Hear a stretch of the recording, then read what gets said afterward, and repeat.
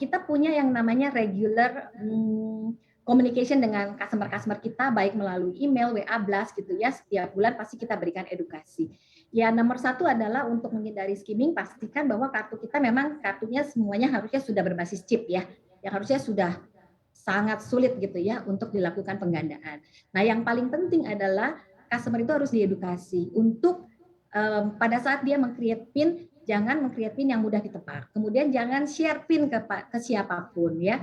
Nah, pada saat penggunaan kartu kredit, kalau harus memasukkan PIN, nah make sure juga itu ditutupi supaya tidak terlihat terbuka begitu saja, gampang dilihat orang. Ya, kemudian ya PIN-nya harus diganti secara berkala ya.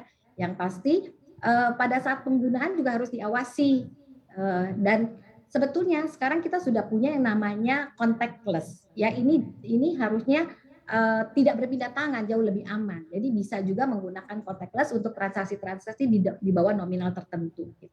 Dengan demikian kita bisa menjaga sama-sama keamanan kartu kredit kita. Baik, kalau dari Aki sendiri seperti apa upaya yang dilakukan? Kalau dari kita sebenarnya bermuara pada dua hal ya. Yang pertama betul tadi edukasi yang disampaikan. Edukasi ini juga ada dua. Yang pertama edukasi kepada customer untuk lebih paham terkait atau lebih aware terkait modus-modus kejahatan apa sih yang sering dilakukan.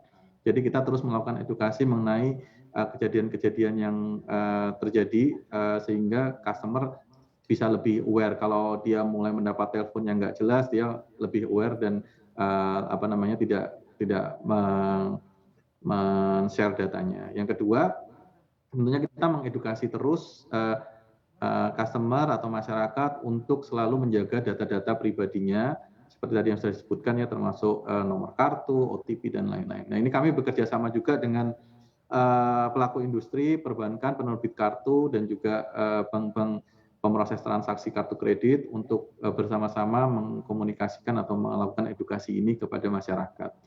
Yang kedua, selain komunikasi kepada masyarakat, kami juga terus aktif berkoordinasi dengan pihak kepolisian untuk memberikan masukan-masukan dan juga melakukan tindakan-tindakan yang diperlukan untuk pelaku-pelaku kejahatan sehingga ada efek jera ya. Jadi kami harap itu juga bisa signifikan menurunkan kejadian-kejadian fraud yang kemarin sempat marak.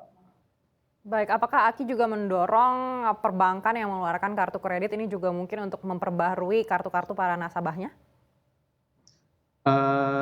Untuk itu iya, karena memang dari regulator juga sudah menyampaikan bahwa migrasi ke chip itu sudah wajib dilakukan karena ini selain untuk kemudahan juga ini merupakan gaya bertransaksi atau lifestyle transaksi yang baru ya, termasuk tadi yang disampaikan transaksi menggunakan contactless. Saya rasa ke depan lifestyle baru sini juga harus diakomodasi atau disiapkan oleh pihak bank. Baik, dengan banyaknya aksi skimming ini apakah Bank Mega juga akan lebih mendukung lagi para nasabahnya untuk menggunakan sistem pembayaran cardless? Ya, pastinya kita akan mendorong terus, terutama juga kan kalau kita lihat selama pandemi behavior juga berubah ya. Jadi banyak sekali transaksi itu dilakukan lewat e-commerce ya, sehingga kita akan mendorong terus supaya pemakaian di e-commerce terus meningkat. Kalau kita lihat juga ya, data itu sebelum pandemik mungkin dari total sales transaksi itu penggunaan di e-commerce itu sekitar 23%, 25%, sekarang sudah meningkat mencapai lebih dari 30%. Dan saya lihat ini trennya terus akan lebih tinggi lagi ke depannya. Baik, kalau di Bank Mega sendiri apakah sudah mulai terlihat ini kalau transaksi yang tidak menggunakan kartu kredit, artinya transaksi digital, ini justru lebih tinggi daripada transaksi yang dilakukan dengan kartu kredit? Masih lebih tinggi yang menggunakan kartu kredit sih, tapi trennya kelihatan terus meningkat. Tren terus meningkat, baik.